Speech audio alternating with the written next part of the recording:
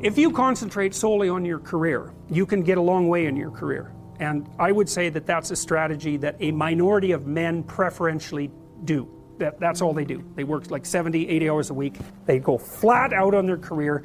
They're staking everything on the small probability of exceptional status in a narrow domain. It's hard on them. They don't have a life. It's very difficult for them to have a family. They don't know how to take any leisure activity. Like, they get very one-dimensional. Now, it may be that unidimensionality is the price you have to pay to be exceptional at one thing, right? Because if you're going to be something like a genius level mathematician and you want to do that or a scientist, say, it's like you're in your lab all the time, you're working 70 hours a week or 80 hours a week, you're smart, you're dedicated, you're unidimensional, and that's how you get to beat all the other people who are doing that. It's the only way. But the problem is you don't get a life. Now, if you love being a scientist and you have that kind of focus of mind, well, first of all, you're a rare person, and second, you're going to pay for it.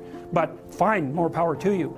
But it's a risky business to do that. You sacrifice a lot for it. You know, and I would say most often, if you're speaking about having a healthy life, that isn't what you do. You spread yourself out more. So, you know, you have a family, you have some things that you do outside of work that are meaningful to you and useful. You have a network of friends. Well, those 3 things alone, or 4 things alone, are plenty to keep you well oriented. And then if one of those things collapses, you know, everything doesn't go.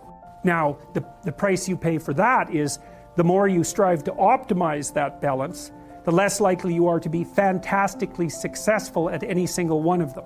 But you might have a very, you know, if you consider your life as a whole, that might be a winning strategy. So you're aiming at some handleable amount of time, and you posit a goal in there, and you plot your route, and then that tells you what's up and tells you what's down, because up moves you towards the goal and down moves you away from the goal, and that sets up your motivational framework.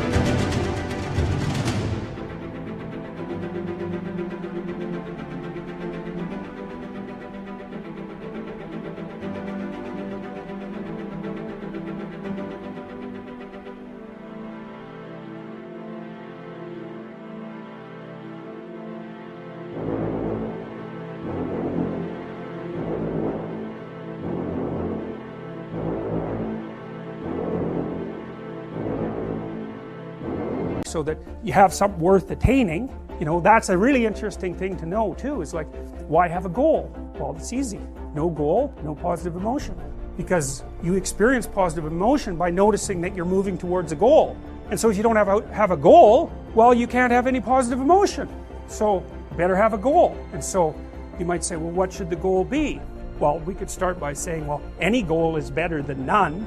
And then we might say, well, it should be a goal that other people will let you pursue, because otherwise it's going to be kind of difficult. And maybe they'll be even happy to help you pursue it. That would even be better. And maybe it's a goal that would enable you to learn how to pursue other goals while you pursue that goal. Boy, that would really be good. And so you can see that your goal is parameterized, but that doesn't mean that any old goal works. It means there's some goals that work nicely and some not so nicely. There are playable games and non-playable games. That's a good way of thinking about it. And you want to have a playable game. And there's a lot of them. Lawyer, plumber, you know, actor, whatever. They're playable games, and it's not obvious which one's better, but it's certainly obvious which ones are sustainable and which ones are worse. So there's a set of playable games, and you need to extract from that set of playable games a game that suits you. And that would be partly due to your temperament, you know, because extroverted people want to play an extroverted game, and highly neurotic people want to play a safe game, and agreeable people want to play a generous game, and disagreeable people want to play a game that's highly competitive so they can win, and fine, but they're all within the realm of playable game, and that means they're socially acceptable as well. And so that means it isn't just arbitrary, it isn't just relative what you decide to do, it's heavily parameterized.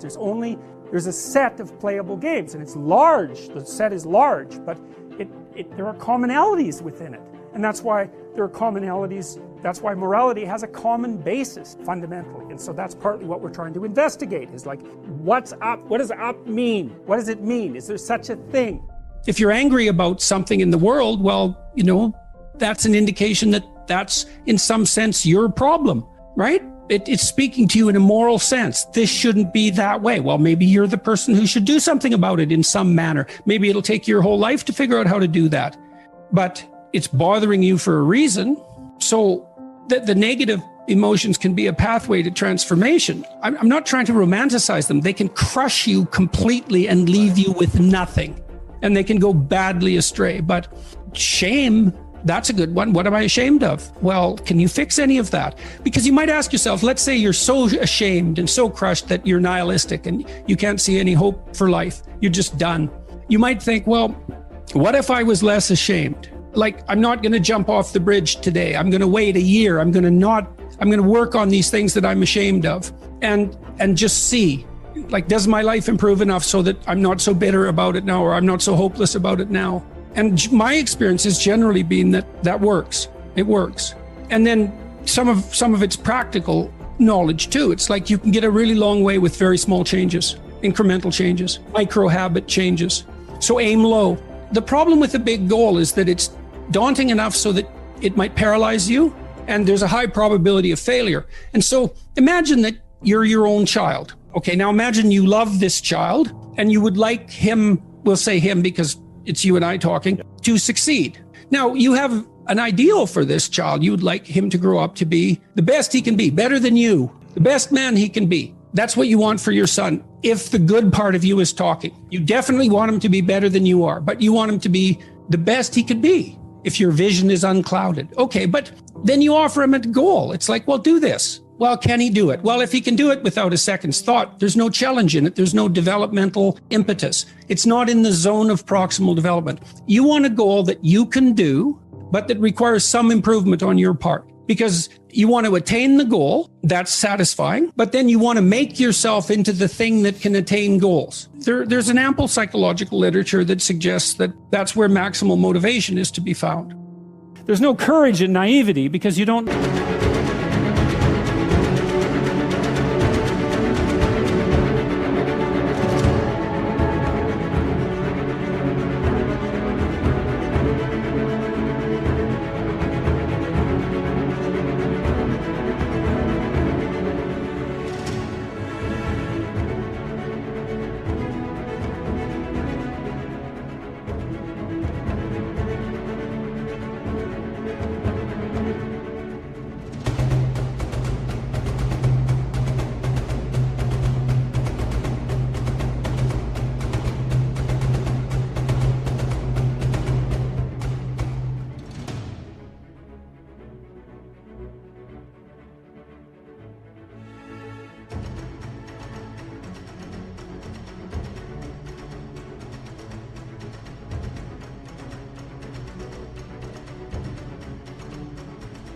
know what there is to stop you. You don't know what dangers you might apprehend, but to be aware of what it is that your problem is. So to be alert existentially, let's say, or to be fully self-conscious, means that you're perfectly aware of your limitations and how you might be hurt. And then to make the decision to move forward into the unknown and the land of the stranger. Anyways, I would say that's one of the secrets to a good life. And I can say that really without fear of contradiction, I would say, because the clinical literature on this is very, very, very clear. What you do with people who are afraid and to some degree depressed, but certainly anxious, is you lay out what they're anxious about, first of all, in detail. What is it that you're afraid of? What might happen? And then you decompose it into small problems, hypothetically manageable problems, and then you have the person expose themselves to the thing that they're afraid of, and what happens isn't that they get less afraid. That isn't what the clinical literature indicates exactly. What happens instead is they get braver, And that's not the same thing, right? Because if you get less afraid, it's like, well, the world isn't as dangerous as I thought it was, you know, silly me.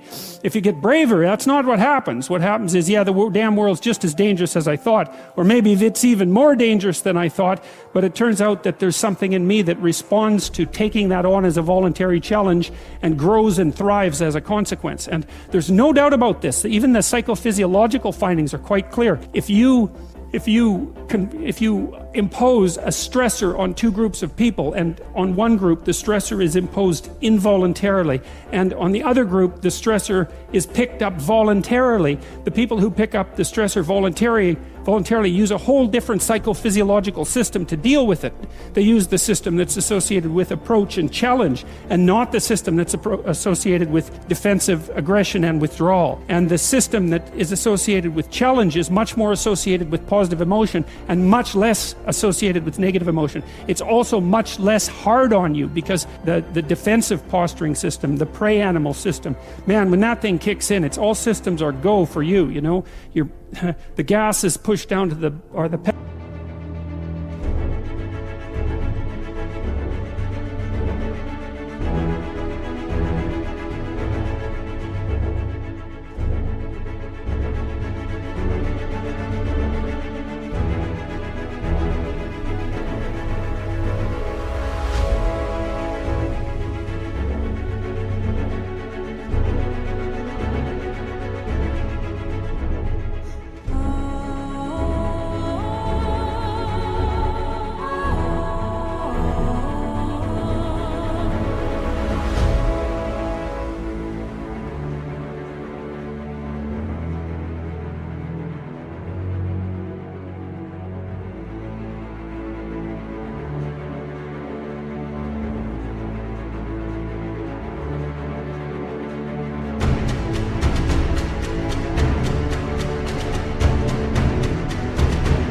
pushed down to the metal and the brakes are on, you're using future resources that you could be storing for future time right now in the present to ready yourself for emergency. So there's nothing simple or trivial at all about the idea of being called to move forthrightly forward into the strange and the unknown. And there's a real adventure that's associated with that, right?